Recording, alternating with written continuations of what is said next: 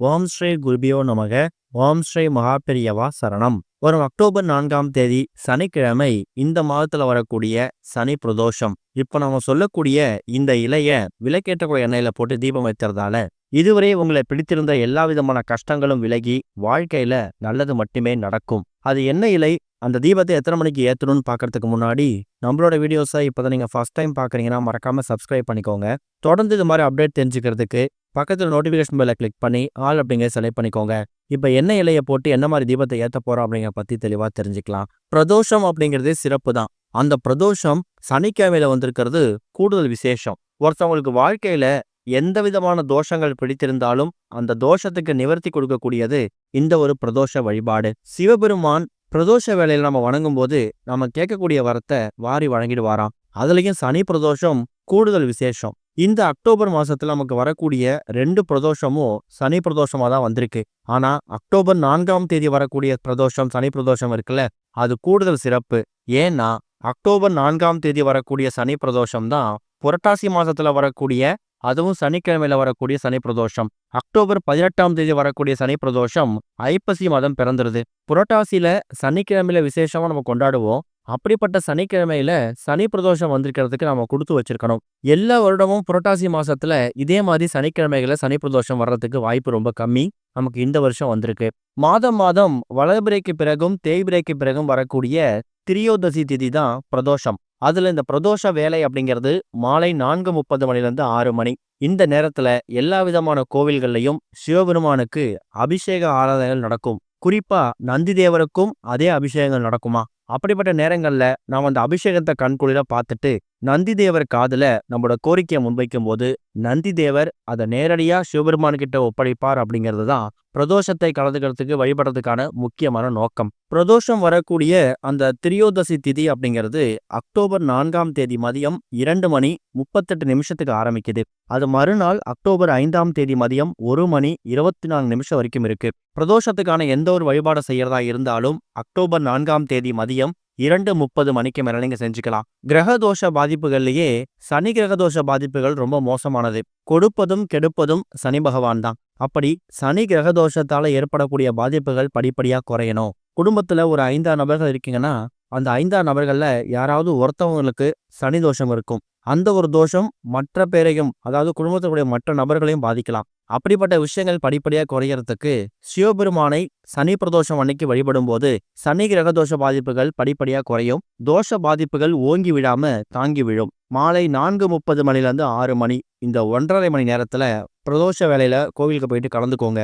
கோவிலுக்கு போக முடியாதவங்க வீட்டோட பூஜை அறையில மாலை ஒரு 5:30 6 மணிக்கு சிவபெருமானுக்கு தீபம் போட்டு பிரதோஷ வேலை அப்படின்னு அழைக்கப்படக்கூடிய அந்த நேரத்துல நீங்க சிவபெருமான மனமுருகி பிரார்த்தனை பண்ணும்போது உங்களுக்கு வாழ்க்கையில எந்த விதமான தோஷங்கள் இருந்தாலும் அந்த தோஷங்கள் நிவர்த்தி ஆகும். பெருசா மந்திரங்கள் சொல்ல முடியலையா, ஒரே ஒரு தீபத்தை ஏற்றி வச்சுட்டு ஓம் நமச்சிவாய நீங்க வாய்விட்டு சொல்லுங்க, ஓடி வந்து உதவி செய்வார். அப்பேற்பட்ட சிவபெருமானுக்கு உரிய இன்னொரு பக்கம் மகாவிஷ்ணு, பெருமாள், திருமால் இவங்களுக்கு உரிய அந்த ஒரு சனிக்கிழமையில வந்திருக்கக்கூடிய இந்த ஒரு சனி பிரதோஷத்துல ஒரே ஒரு தீபம், அதுவும் இந்த ஒரு தீபத்துல இப்ப நாம சொல்லக்கூடிய இந்த இலைய போட்டு ஏற்றக்கூடிய தீபம் வாழ்க்கையில இதுவரைக்கும் இருந்து வந்துட்டு இருந்த எல்லா விதமான இன்னல்களையும் போக்கக்கூடிய அற்புதமான ஒரு தீபம். இந்த தீபத்துக்கு நீங்க செலவு பண்ணக்கூடிய நேரம் ரொம்ப ரொம்ப கம்மி தான். இதுக்கான பொருட்களும் ரொம்ப எளிதா எல்லார் வீட்லயும் எல்லார் வீடு பக்கத்துலயும் கிடைக்கக்கூடிய பொருள் தான். முதல்ல அந்த இலை என்ன இலை நீங்க தெரிஞ்சுக்கணும். அதுதான் துளசி இலை. புரட்டாசி மாசத்துல வரக்கூடிய சனிக்கிழமைகள்ல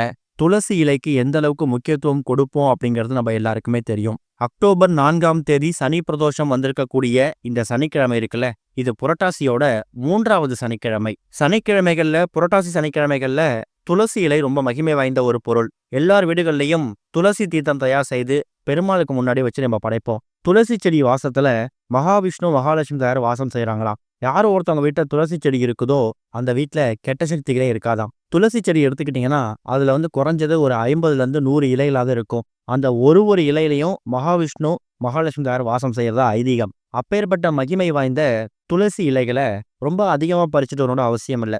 நீங்க இந்த தீபத்தை எவ்வளவு பெரிய தீபமா ஏத்த போறீங்க அப்படிங்கிறத பொறுத்து அதுக்கேற்ற மாதிரி நீங்க இலையை பறிச்சுட்டு வரலாம். உதாரணத்துக்கு இப்ப நீங்க வீடியோல பாக்குற மாதிரி சின்னதா ஒரே ஒரு அகல் விளக்குல ஏற்ற போறீங்கன்னா அந்த அகல் விளக்குக்குள்ள எத்தனை இலைகளை துளசி இலைகளை போட முடியுமோ அதுக்கேற்ற மாதிரி எடுத்துக்கலாம். இல்லை காமாட்சி விளக்குல ஏற்ற போறீங்கனாலும் தாராளமாக அந்த காமாட்சி விளக்கு குத்து விளக்குக்கு ஏற்ற மாதிரியோ குபேர விளக்குக்கு ஏற்ற மாதிரியோ நீங்கள் துளசி இலையில பறிச்சுட்டு வந்து அதை கழுவி சுத்தப்படுத்தி தயார் செஞ்சு வச்சுக்கோங்க. இந்த தீபத்தை அக்டோபர் 4ஆம் தேதி சனி பிரதோஷம் வந்திருக்கக்கூடிய அந்த பிரதோஷ வேலை மாலை 4:30 மணிக்கு மேலே எப்போ வேணாலும் ஏற்றலாம். முடிஞ்சா மாலை ஒரு 5:30 மணிலேருந்து 6 மணி 7 மணி இந்த நேரத்துக்குள்ளே ஏற்றுறதுக்கு முயற்சி பண்ணுங்க. நெய் தீபம் போடணுங்கிற கட்டாயம் கிடையாது. எந்த விளக்கு எடுத்திருந்தாலும் சரி, அகல் விளக்கோ குத்து விளக்கோ குபேர விளக்கோ காமாட்சி விளக்கோ எந்த விளக்காக இருந்தாலும் பரவாயில்லை. எடுத்துக்கக்கூடிய இந்த விளக்குல திரி போட்டு அது கூட கொஞ்சமாக துளசி இலைகளை சேர்த்து தீப எண்ணெய் ஊற்றி தீபம் போடுங்க. அப்படி தீப எண்ணெயோடு சேர்ந்து அந்த விளக்கு எரியும் போது ஒரு ஜோதி உருவாகும்ல, அதுல அந்த தீப எண்ணெயோட அந்த துளசி இலைகள் கரைந்து அந்த வாசம் துளசி வாசம் வீடு முழுக்க பரவும்.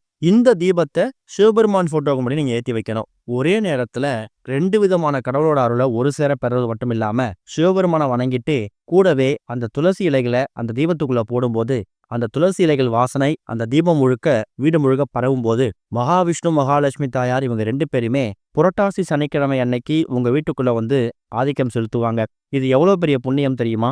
அந்த நேரத்துல முதல்ல பிரதோஷ வேலைக்கான சிவபெருமான பிரார்த்தனை பண்ணிக்கோங்க. அடுத்ததான் மகாவிஷ்ணு மகாலட்சுமி தாயார்னு இவங்க எல்லாரையும் பிரார்த்தனை பண்ணிட்டு இது வரைக்கும் உங்களை பிடித்திருந்த எல்லா விதமான கெடுதல்களும் நீங்கி இனிமேல் நல்லது மட்டுமே நடக்கணும். வாழ்க்கையில இறங்கு முகமாக இருக்கு, ஏறுமுகம் இருக்கவே மாட்டேங்குது. தடைக்கற்கள் எல்லாமே மாறி அது படிக்கற்களா மாறணும்னு சொல்லி சிவபெருமானையும் மகாவிஷ்ணுவையும் மகாலட்சுமி தாயாரும் மனசார பிரார்த்தனை பண்ணிக்கோங்க. இந்த தீபம் மற்ற தீபங்கள்லாம் எரியக்கூடிய அந்த நேரம் வரைக்கும் ஒரு அரை மணி நேரத்துலேருந்து 1 மணி நேரம் எரிஞ்சா கூட போதும். பிரதோஷத்தன்னைக்கு சனிக்கிழமைகளில் பொதுவாக நீங்கள் மற்ற தீபங்கள் ஏற்றுற மாதிரி ஏற்றி வச்சிடணும். இந்த தீபம் ஸ்பெஷலாக புரட்டாசி சனிக்கிழமையில வந்திருக்கக்கூடிய சனி மகா பிரதோஷத்துக்காக ஏற்றக்கூடிய தீபம். தீபம் எரியக்கூடிய அந்த நேரத்தில் சிவபெருமாவோட பாடல்களையும் மகாவிஷ்ணுவோட மந்திரங்களையும் மகாலட்சுமி தாயாரோட மந்திரங்களையும் நீங்கள் வாய்விட்டு படிக்கலாம். அந்த பாடல்கள் ஒலிக்க விட்டு கேட்கலாம். சனிக்கிழமைகளில் சனி மகா பிரதோஷம் வந்திருக்கிறது விசேஷம்தான். அது புரட்டாசியில் வந்திருக்கிறது கூடுதல் விசேஷம் சொல்லியிருந்தோம்ல. இதே மாதிரி எல்லா வருடமும் புரட்டாசி மாசத்துல சனி மகா பிரதோஷம் வர்றது கஷ்டம். கூடுமான அளவுக்கு இந்த ஒரு சனிக்கிழமை அக்டோபர் 4ஆம் தேதி வந்திருக்கக்கூடிய சனி மகா பிரதோஷத்தன்னைக்கு இதை முயற்சி பண்ணுங்க. அதே மாதிரி சிவபெருமானுக்கும் நந்தி தேவருக்கும் அந்த அபிஷேகத்துக்கு தேவையான பொருட்கள் நார்த்தங்காய், இளநீர், பால், பன்னீர், சந்தனம் இது மாதிரி என்னென்ன பொருட்களை வாங்கி கொடுக்க முடியுமோ அதை வாங்கி கொடுக்கலாம். நந்தி தேவருக்கு கழுத்துல மணி வாங்கி கட்டுறன்னு வேண்டிக்கோங்க. இது வரைக்கும் வாழ்க்கையில பல விஷயங்கள் வேண்டியிருப்பீங்க. ஒரு முயற்சி எடுக்கும்போது அது தோல்வியில முடியும். இல்லைனா இந்த ஒரு விஷயம் எங்க வீட்டில் ரொம்ப நாள் நடக்காம இருக்கு, அது திருமண வரனா இருக்கலாம், உங்க பசங்களோட குழந்தைய பாக்கியமா இருக்கலாம், இல்ல உங்களுக்கான குழந்தைய பாக்கியமா இருக்கலாம். இந்த வேண்டுதல் கூடிய சீக்கிரம் நிறைவேறணும் அப்படிங்கிறதுக்காக பிரதோஷ வேலையில அதுவும் சனி பிரதோஷத்து அன்னைக்கு நந்தி தேவருக்கு கழுத்துல மணி வாங்கி கட்டி தொங்க விடுறேன்னு நீங்க வேண்டிக்கிறது மூலயமா அந்த வேண்டுதல் கூடிய சீக்கிரம் நிறைவேறும். கூடவே இந்த ஒரு தீபத்தை ஏத்துங்க, நல்ல முன்னேற்றம் கிடைக்கும். ஓம் ஸ்ரீ குருபியோ நமக. ஓம் ஸ்ரீ மகா பெரியவா சரணம்.